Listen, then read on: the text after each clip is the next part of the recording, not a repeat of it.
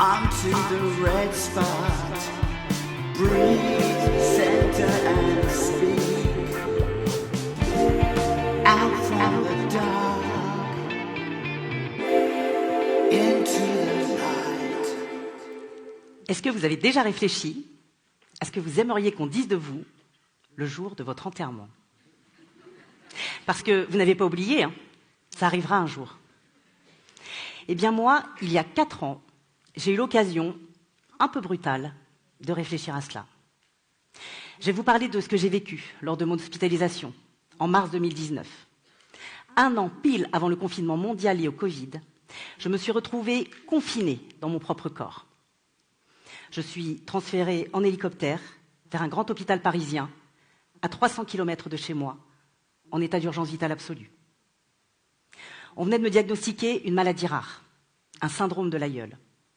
Son nom ne vous dira rien. Retenez juste que c'est une maladie affreusement douloureuse et avec une mortalité élevée.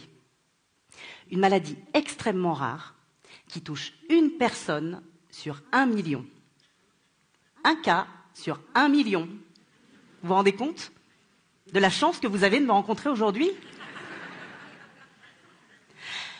Mon pronostic vital était donc engagé. Je me retrouve dans un service de réanimation et je me prépare à être plongée dans le coma. Mais très vite, je réalise que ce ne sera pas possible. Je vais rester consciente pendant plus de 2 semaines. Je ne peux plus me lever, je suis allongée sur le dos. Les seuls rythmes de cette nouvelle vie sont des soins douloureux et les bips des machines auxquelles je suis reliée, figée. Moi qui, d'habitude, ne tiens jamais en place, je suis réduite à souffrir dans un corps quasi inerte. Il ne me reste que ma tête pour réfléchir au temps qui s'égrène lentement. Et tout ce temps pour faire le bilan de ce qu'aura été ma vie, parce que le personnel médical m'indique que mes jours sont en danger et qu'il faut que je m'accroche. Je n'ai de cesse de me demander ce que je fais là et ce qui a bien pu me conduire à en arriver là. Et à bien y réfléchir, je me suis dit que ce n'était pas la première fois que j'étais alertée sur ma santé. Vous voyez, c'est comme dans une voiture, quand les témoins lumineux s'allument. Ils s'allument pour vous prévenir d'une panne éventuelle. Et en général, on réagit et on fait le nécessaire. Moi, je n'ai pas dû bien savoir les regarder, ces témoins lumineux, ni les prendre assez au sérieux. Comme tout le monde, je traversais ma vie au fil des joies et des épreuves. Nous vivons tous des épreuves. Il en existe 1001. Un échec, une séparation, une agression, le deuil d'un proche, un burn-out, un accident, une perte d'emploi, une maladie. Et finalement, ce qui m'arrivait, c'était une épreuve de plus. Et j'y ai beaucoup repensé pendant ces longues journées et ces longues nuits en réanimation. Cela faisait presque 2 semaines que j'étais entre la vie et la mort. La douleur physique devenait insupportable.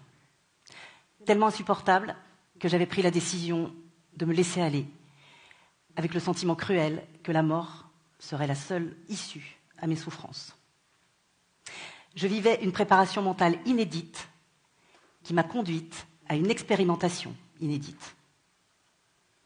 Je vais vous parler de ce qu'on appelle une expérience de mort imminente, de mon EMI, de la peur de ma vie, la vraie. La peur de ma vie, l'ultime peur de la perdre. C'est comme si j'étais dans ma voiture, lancée à pleine vitesse, tous les témoins lumineux sont allumés en même temps, mais je ne contrôle plus rien. Je ne peux plus rien faire. Ça va s'arrêter et j'ai peur. Et étonnamment, à ce moment-là, je réalise que je n'ai pas vraiment peur de mourir, en fait. J'ai simplement peur de ne pas vivre. J'ai 46 ans à l'époque et j'intègre réellement toutes ces paroles qu'on entend tous. Il faut profiter, ça passe vite, la vie est courte. Toutes ces phrases tournent en boucle dans ma tête. Renoncer à ma vie, que je juge si courte à ce moment-là, c'est déchirant. Mes enfants, que je ne verrai pas grandir, mes amis, que je ne reverrai plus, tout ce que je n'ai pas eu le temps de faire, pas pris le temps de faire, tout ce que j'avais à dire et que j'ai dû. C'est trop tard. Tout cela va rester en suspens. Une expérience de mort imminente, c'est seulement après qu'on réalise que l'expérience porte un nom. Quand on la vit, on n'en a pas conscience. Tout est si réel. On définit l'expérience de mort imminente comme un état de conscience modifié qui survient principalement dans les situations où la vie est menacée. Plusieurs caractéristiques sont associées à l'EMI. Les scientifiques retiennent 5 caractéristiques fréquentes pour définir une EMI. La présence d'émotions positives, la conscience d'être mort, la revue de sa vie, la perception d'une lumière plus ou moins intense et l'expérience de sortie du corps. Certaines personnes vont mentionner la rencontre avec des personnes décédées ou le déplacement dans un tunnel lumineux. Il y a beaucoup de débats philosophiques, religieux, scientifiques sur ce sujet qui divisent autant qu'ils rassemblent. Les scientifiques et neuroscientifiques ne cessent de progresser dans la compréhension du processus cérébral qui s'opère lors de la transition que serait l'EMI, pour essayer d'expliquer les causes qui provoquent ce phénomène. Les nombreux travaux scientifiques menés sur la conscience y parviendront peut-être un jour. Pour autant, cela fait des années qu'on en parle. L'expérience de mort imminente est rapportée sur tous les continents et au fil de toute l'histoire de l'humanité. Le terme d'EMI a été forgé en 1896. Et le phénomène a réellement commencé à faire l'objet d'études scientifiques fin des années 70. À cette période, on estimait que 4% de la population mondiale avait vécu une EMI. Certaines données récentes indiquent qu'aujourd'hui, 10% de cette population mondiale aurait vécu une EMI. Ces chiffres traduisent peut-être une augmentation des EMI, ou peut-être la réalité d'un phénomène qui n'est pas isolé et auquel on commence à s'intéresser davantage. Imaginez, avec de telles proportions, cela signifie que dans cette salle, des dizaines de personnes ont vécu une EMI. Rien qu'en préparant ce TEDx, nous étions 3 personnes de l'équipe à en avoir vécu une. Ce qui est troublant, c'est la récurrence des témoignages qui convergent sur tous ces points précis. Quelles que soient les cultures, les croyances, l'âge, le niveau de connaissance sur le sujet, ce sont toujours les mêmes similitudes qui ponctuent les récits de EMI. Un récit que j'ai longtemps hésité à faire, de peur de ne passer pour une illuminée de plus qui a vu la lumière. Néanmoins, les données actuelles indiquent qu'on ne peut plus considérer l'expérience de mort imminente comme un événement imaginaire.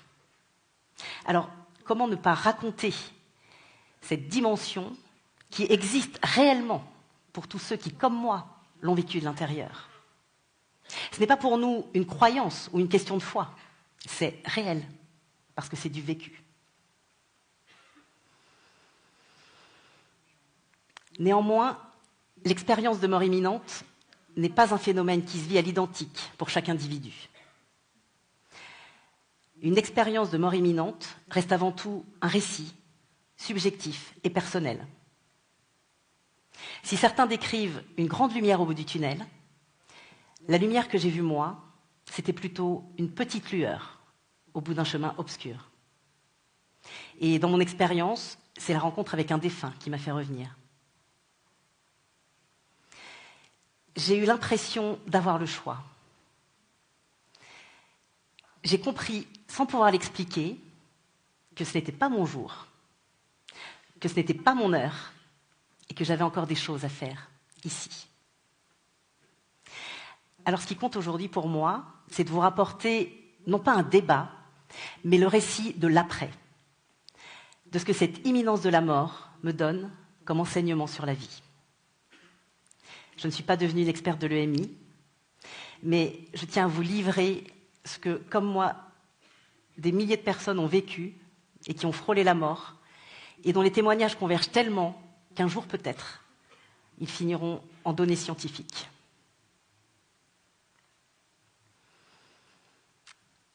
Aujourd'hui, je je suis revenue avec la conscience que cette vie est précieuse. Moi qui ai tellement eu peur que ma vie s'arrête, je mesure la chance que j'ai qu'elle se poursuive. En sortant de réanimation, je me sentais comme en sursis. Le temps passant, je réalise que j'ai plutôt un répit, un cadeau en fait, comme une chance de jouer les prolongations.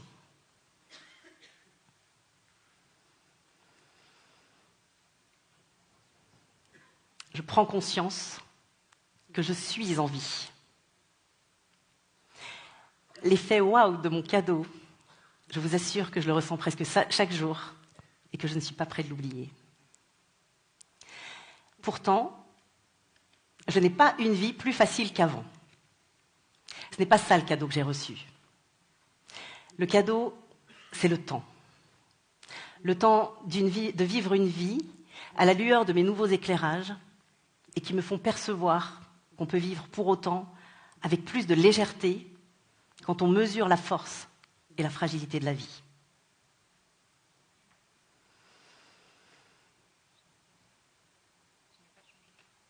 Je n'ai pas changé dans mon être, mais j'ai changé mes comportements. Mon rapport au monde et aux autres a été transformé. De cette expérience lumineuse, j'ai acquis tellement plus de légèreté. Elle a bougé le curseur de mes priorités. Je n'ai plus la même définition de mes drames. Et d'ailleurs, c'est quoi un drame ? Tout dépend de la gravité de ce qu'on vit à l'instant précis. Par exemple, tout à l'heure, avant de monter sur scène, si ma braguette avait cassé, ça aurait été mon drame du jour. Vous voyez bien que notre perception du drame varie constamment en fonction de ce qu'on est en train de vivre. Alors aujourd'hui, j'ai la conviction très forte, l'ambition, peut-être même la prétention de dire qu'il ne faut pas attendre que vos témoins lumineux s'allument pour réagir. Il convient de les identifier et de travailler dessus en amont. Ce n'était pas volontaire pour moi à l'époque de ne pas les avoir regardés, mes témoins lumineux. Comme tout le monde, j'étais absorbée par mon quotidien, avec une tonne de choses à faire. J'avais ma propre perception de mes urgences et de mes priorités. Aujourd'hui, tout a changé. Est-ce que c'est ça la résilience ? Je ne sais pas si j'ai une recette de la résilience à vous livrer. En tout cas, ce que je sais, c'est que maintenant, mes témoins lumineux, je les regarde et je ne panique plus. Le témoin lumineux de la jauge avant la panne sèche, mais aussi le témoin lumineux de la fatigue avant l'épuisement, celui de l'agacement avant l'exaspération, ou celui de l'inquiétude avant le regret. Tous ces signes que vous connaissez, que nous connaissons, et que nous n'avons pas toujours l'énergie de reconnaître.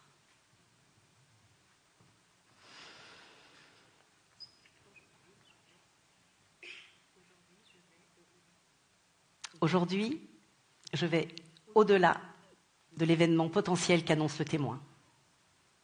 Je connais mieux mes propres limites.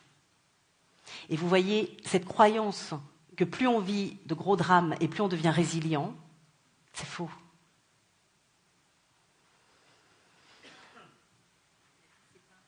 La vie, ce n'est pas un concours d'épreuves ou de drames, juste une succession d'expériences. Des expériences qui, chacune, nous font prendre conscience de nos propres limites.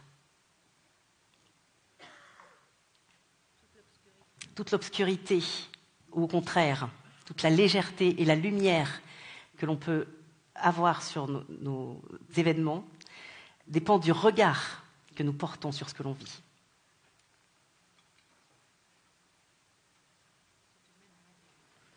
J'ai tout de même un ingrédient à vous proposer dans ma recette de la résilience. Pour pouvoir les regarder, ces témoins lumineux, et les comprendre, il faut d'abord s'en sentir la force. Et j'ai compris que la force, nous l'avons tous en chacun de nous. Vous l'avez tous en chacun de vous. La force d'affronter le quotidien, par exemple. La force de travailler, de cuisiner, de faire un trajet à pied, la force de vivre, tout simplement. C'est vous qui la cultivez au fil des événements, échecs, drames ou réussites. C'est vous qui choisissez de la cultiver. On confond souvent la force qu'on a en soi et l'énergie de cette force, qu'on ne ressent pas toujours à ce moment-là. Rappelez-vous de toutes les situations dans lesquelles vous avez utilisé vos forces. Elles n'ont pas toutes été dramatiques. Dans vos succès, vos réussites, vous avez mobilisé vos forces exactement de la même manière. Donc la force, vous voyez bien que vous l'avez. Elle se manifeste perpétuellement. D'abord individuellement et collectivement aussi. J'ai réalisé à quel point nous sommes tous liés pour rassembler nos forces, en fait. Il est reconnu que la positivité que l'on peut avoir dans l'épreuve, notamment une maladie, peut contribuer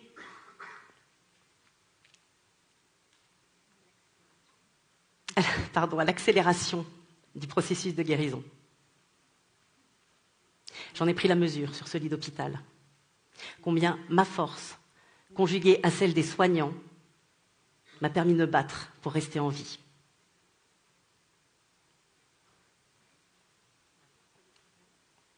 Ma force à l'hôpital a été de me répéter « je me sors de là vivante ». Et j'ai réalisé que si je suis sortie de là, c'est parce que j'étais encouragée chaque jour par la positivité et la force de tous ceux qui étaient proches de moi. Alors, ces témoins lumineux finalement, c'est une chance. Qu'est-ce qu'ils nous disent ces témoins lumineux ? Qu'est-ce qu'ils nous indiquent ? Plusieurs niveaux de drame ou d'alerte. Et souvent, juste une invitation à dire « stop » pour que l'on mette en place des actions faciles. Il n'y a pas toujours un drame derrière un témoin lumineux. Ce sont des compagnons de route, en fait. Et j'ai compris qu'il ne faut plus avoir peur de les regarder. Ils nous indiquent juste qu'il va se passer quelque chose, notamment si on ne fait rien. On a de la chance d'avoir des témoins lumineux avant qu'un événement se produise. Alors, pas de panique. Osez regarder vos témoins lumineux.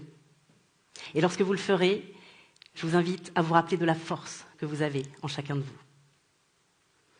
Pour ma part, cette expérience d'imminence de la mort a décuplé mon envie de vivre pleinement éclairée. Et lorsque la lumière de mes témoins lumineux sera définitivement éteinte, je sais ce que j'aimerais qu'on dise de moi à mon enterrement. Elle n'a pas eu peur de vivre. Et j'imagine un éclairage avec des lettres lumineuses pour épitaphe. Que la force soit avec vous. Que la force soit avec vous. Merci.